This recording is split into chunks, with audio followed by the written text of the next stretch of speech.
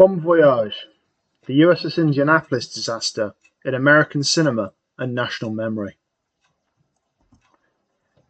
Therein lies a certain degree of irony in Steven Spielberg's admittance that Quint's Indianapolis speech from his 1975 blockbuster Jaws is his favourite part,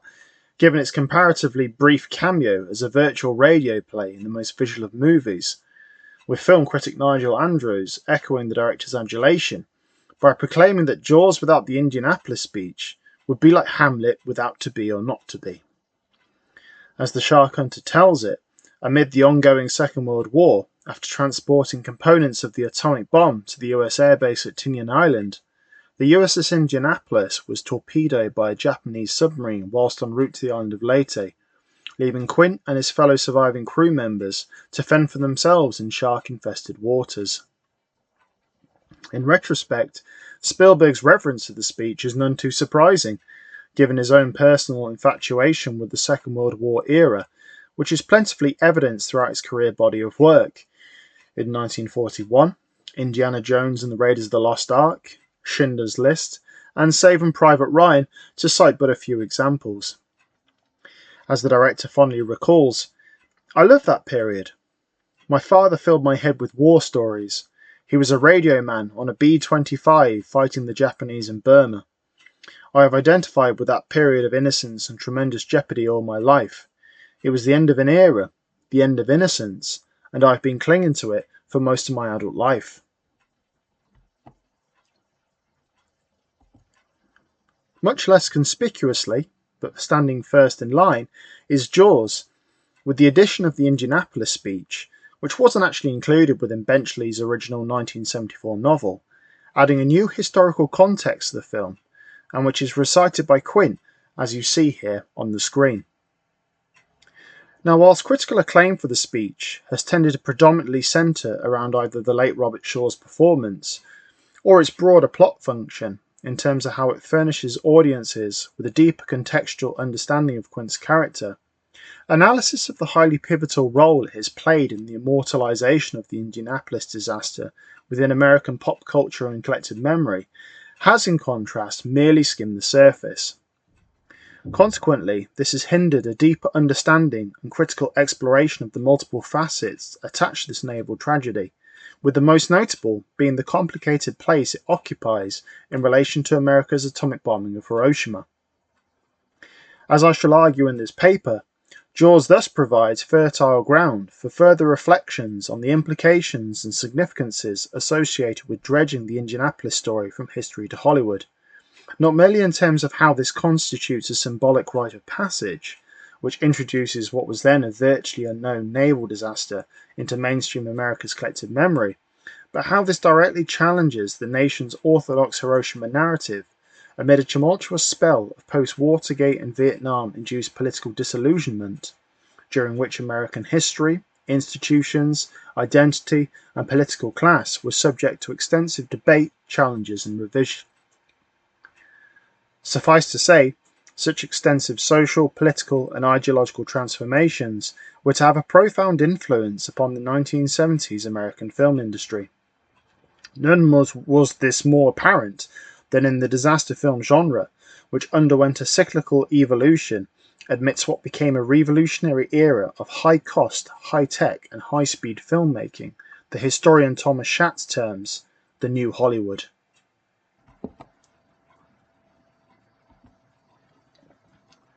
Conducting extensive historical and structural analysis of the disaster film in his seminal The Bug in the Rug, Notes on the Disaster Genre, Maurice Yakowa has formulated 8 different categories, all of which have as their essence a situation of normalcy that erupts into a persuasive image of death. They are natural attack, the ship of fools, the city fails, the monster, survival, war, the historical, and the comic. Considering the analytical crux of my paper, the historical naturally becomes one of particular pertinence, given how films applicable to this category, according to Yakowa, characteristically belong by the power and centrality of their doom imagery, with such visual tropes finding their most resonant manifestation in Quint's Indianapolis speech, which can also actually be further mapped out against a number of Yakowa's other genre categories. For example, the shark's enactment of a mass feeding frenzy upon the ship's castaway crew is akin to the natural attack type, which dramatizes people's helplessness against the forces of nature. The ship's ill-fated lone voyage abroad in the Philippine Sea slots neatly into the Ship of Fools label, which deals with the perilous dangers of an isolated journey. And in hindsight at the fateful consequences attached to the ship's secret atomic rendezvous, the advances of civilization are found to be fragile and dangerous in The City Fails. Indeed, Quint's harrowing account of the grisly fate which befell the crew of the Indianapolis in particular represents what I believe to be one of the most significant yet wholly overlooked aspects of Jaws, namely the added dimension of American naval casualties into the nation's grand Hiroshima narrative.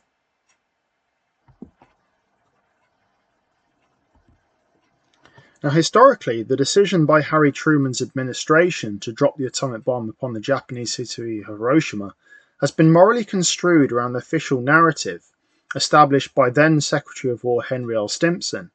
that such action was necessary to hasten the end of the Pacific War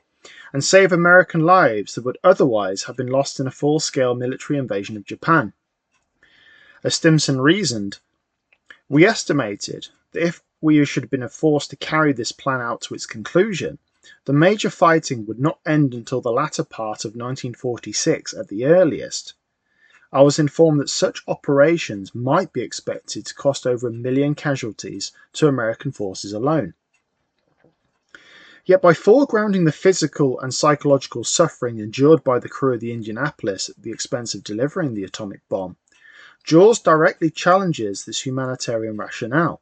affording viewers ample opportunity to reflect upon America's atomic legacy and ponder an uncomfortably introspective question regarding the nation's wartime bureaucracy and the bombing's dual victimization of both Japanese and American alike. If, as Stimson claimed, the atomic bombing of Hiroshima was morally justifiable on the basis that it prevented the loss of American life, then does not the numerous deaths of those serving aboard the USS Indianapolis render such a justificatory argument void?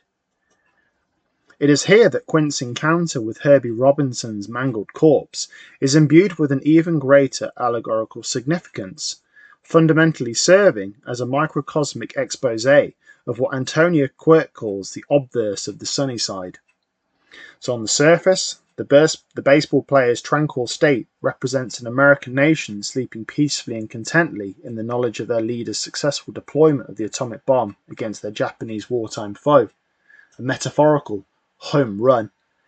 Yet hidden below it lies the grim reality of the sacrifices made by the secret sufferers of the USS Indianapolis, who, as Matthew Leggett bluntly puts it, are presented as the heroic yet hapless victims of boys and their toys.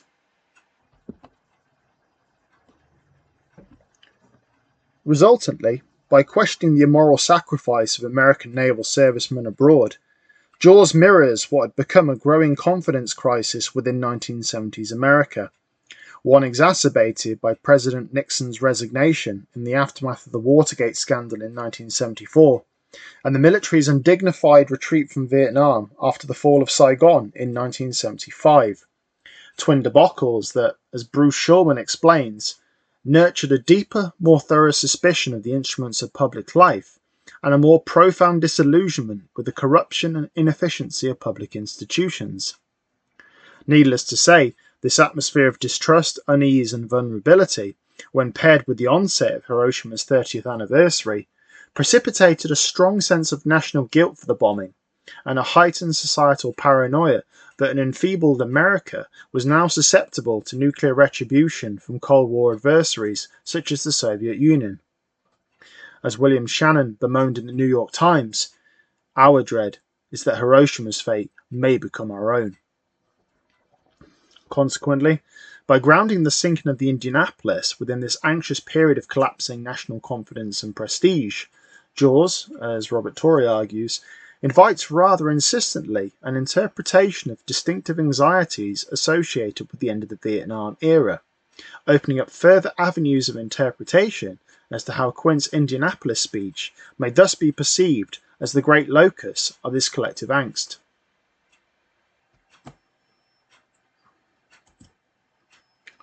As both Spielberg and screenwriter Carl Gottlieb have elaborated ad nauseum in oceans of behind-the-scenes media,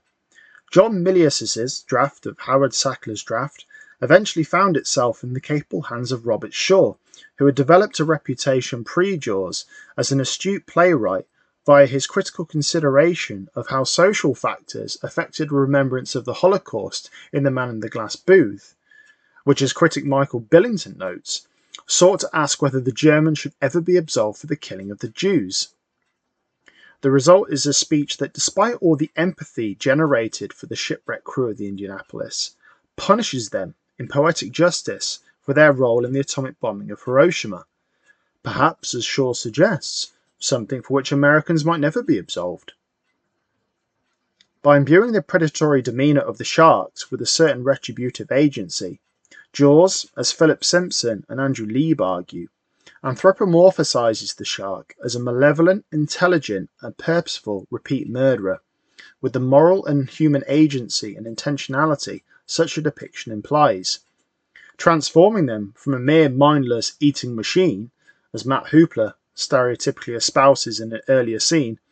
into highly sophisticated avatars of moral judgment. This adds credence to Dan Ruby's Revenge of Nature reading of the film, whose star antagonist, the monstrous Carcharodon Carcharius, he interprets as being a physical manifestation of American fears of retribution for the bombing of Hiroshima, which grew out of feelings of guilt and doubts about the justifiability of our actions. Now, this signifies the ability of Jaws to simultaneously articulate and prey upon audience fears that America was now a potential target for nuclear retribution, with Quint's revelation of the Indianapolis disaster providing a critical and effective portrayal of the contemporary state of the nation, one seemingly in harm's way, to quote the title of Doug Stanton's excellent book on the Indianapolis. Doing so fortifies Jaws' standing as one of the 1970s most uniquely important cultural landmarks, where complex and contentious issues of national identity, morality, institutional and bureaucratic culpability, and historical representation are negotiated, a sentiment that was echoed by the film's later addition to the National Film Registry, a film preservation program established by the US Library of Congress that selects films of cultural, historical, and aesthetic significance, in 2001.